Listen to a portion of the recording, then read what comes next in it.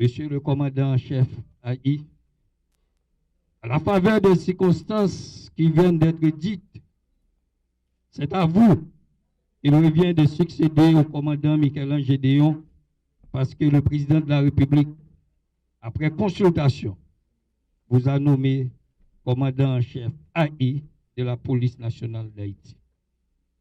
J'ai le plaisir de vous présenter mes compliments pour ce nouveau poste fait de prestige et de haute responsabilité. Je dois vous dire aussi que vous occupez cette tâche dans une période difficile, ce qui doit être pour vous une belle occasion de vous mesurer, d'évaluer votre savoir-faire à la lumière des relations que vous aurez développées avec les différentes unités placées désormais sous votre commandement. Vous avez un adversaire de taille, un adversaire géant qui vous attend. Il s'appelle l'insécurité. La population haïtienne est fatiguée. La vie doit reprendre. Bientôt, dans 2 semaines, c'est la réouverture des classes. Tous les grands défis auxquels l'État doit s'adresser dépendent de la sécurité rétablie. Vous aurez donc de cœur et d'esprit à mettre tout en œuvre, à utiliser toutes vos ressources pour mettre à profit les grandes techniques susceptibles de ramener la paix dans les rues et dans les familles. Dans l'exercice de votre fonction, souvenez-vous toujours que nous sommes en train de construire un état de droit. L'autorité est indispensable à l'État autant que les personnes ne peuvent pas être séparées de leurs droits. Le gouvernement de la République, pour sa part, se devra d'agir sur l'ordre social vétus en vue de réduire les difficultés qui constituent le plus souvent les entraves au travail de la police. Monsieur le commandant en chef AI, l'heure est à l'action. Je vous souhaite bonne besogne. Merci. Boucler ce mandat de 3 ans était un vrai défi.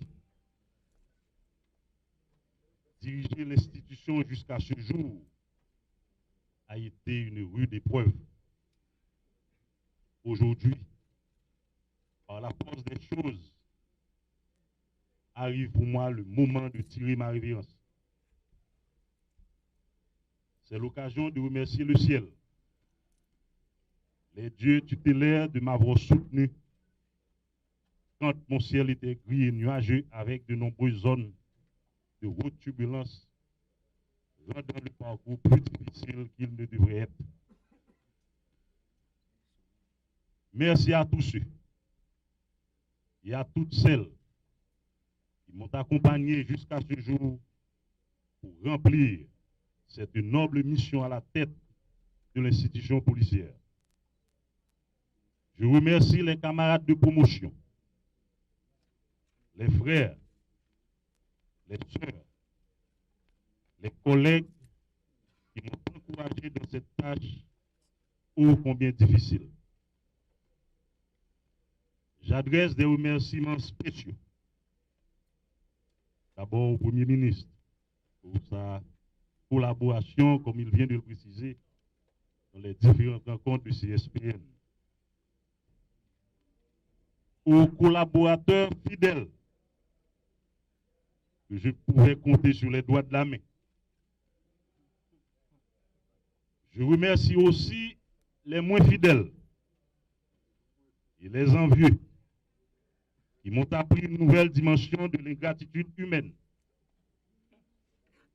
Je remercie également les traîtres, les détracteurs qui m'ont permis de gagner en expérience et en maturité. Ils m'ont permis de développer un leadership situationnel, ce qui m'a aidé à faire face à des circonstances particulières.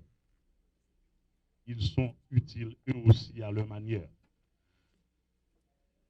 Je remercie bien sincèrement mes collaborateurs de la MINUSTRA et de la MINUJUS qui ont joué une partition considérable pour me permettre d'arriver à ce jour. En attente de ma ratification par devant le Sénat de la République, il ne peut être question de m'enorgueillir d'une expérience et d'un passé qui me précède auprès de vous, honorables sénateurs. Il est plutôt de mon devoir de soumettre à votre sagacité une vision et un plan pour une dynamique nouvelle de prise en charge de la sécurité publique qui garantisse à la fois la paix des rues et la tranquillité des citoyennes et des citoyens. Il n'y aura bien entendu pas de formule miraculeuse. Je serai de ce fait ouvert à vos suggestions et vos propositions. Et la même ouverture conduisant à ma ratification animera mon action pendant toute la durée de mon mandat. Ayant fait partie des premières classes d'agents de la PNH et en charge aujourd'hui du commandement de la dite force, je tiens à exprimer avec conviction et détermination ce qui serait ma principale leçon apprise. L'importance du travail du commandement et le succès qui pourrait en découler se mesurent à l'engagement, au dévouement et au sacrifice des policières et policiers. PNH là, pas solide, si base li pas solide.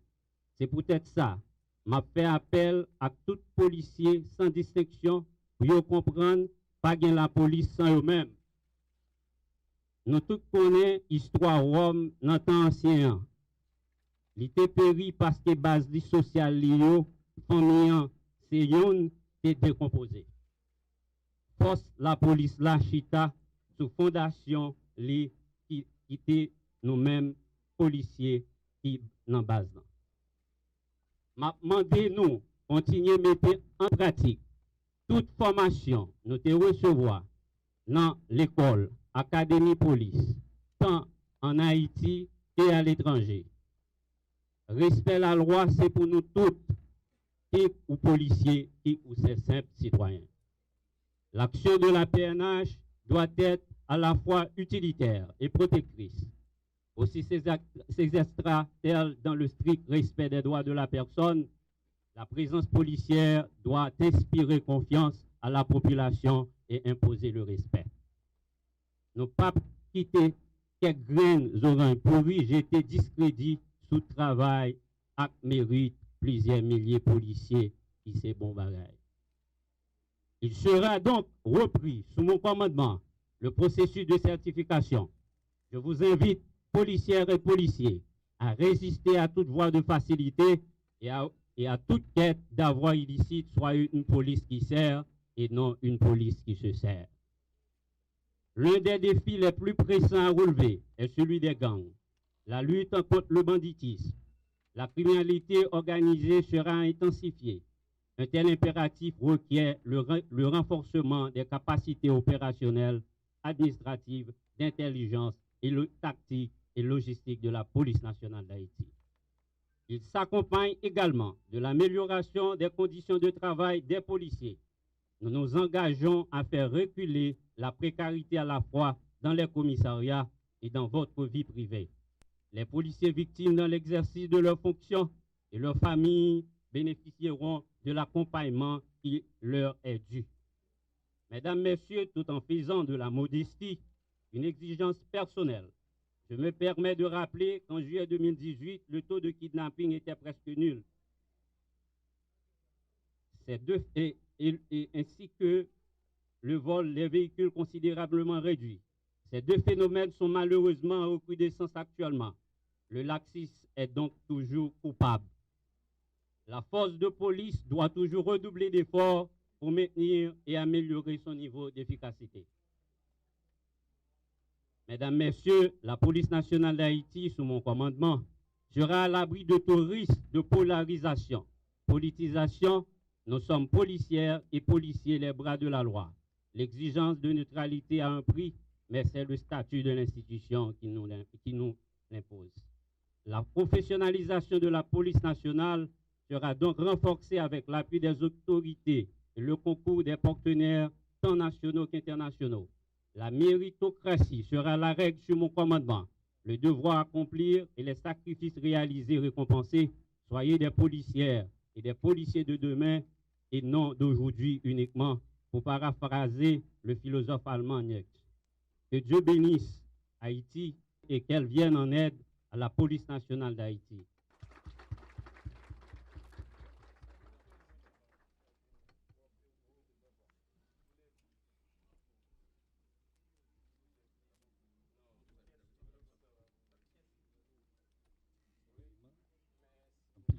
Présentez-vous le nouveau directeur général allié de la police nationale, comme le requiert la Constitution. Il faut encore une fois transmettre mes remerciements à son Excellence, M. Jovenel Moïse.